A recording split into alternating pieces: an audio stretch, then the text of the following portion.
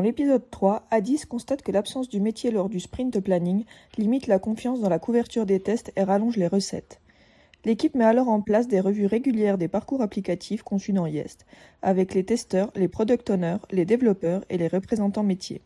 Résultat, des règles métiers validées collectivement, un vocabulaire partagé, une meilleure visibilité sur la couverture des tests et une collaboration renforcée. Mais Addis vise l'excellence. Place désormais à l'automatisation des tests dans l'épisode 4.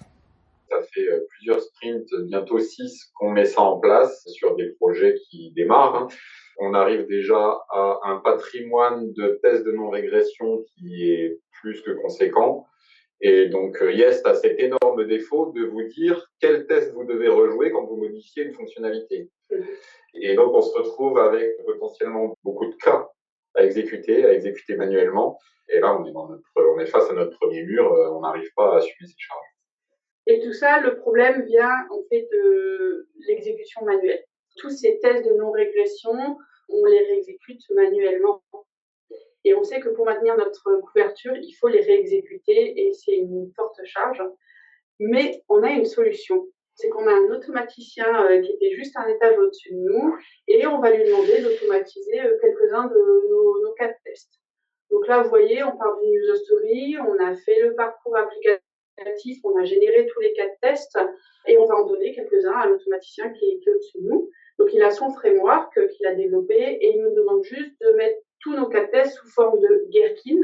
Alors, Gherkin, pour ceux qui ne savent pas, c'est un langage commun qui est compréhensible de tous et qui se base sur des mots-clés soit, quand, alors.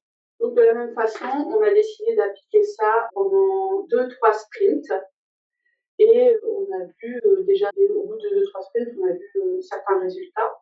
Alors, le résultat, c'est que, encore une fois, on avait amélioré notre collaboration, parce qu'on avait un peu plus confiance en ce qu'on faisait, et on avait une meilleure visibilité sur tous ces TNR, en fait. Et puis, on avait des tests automatisés.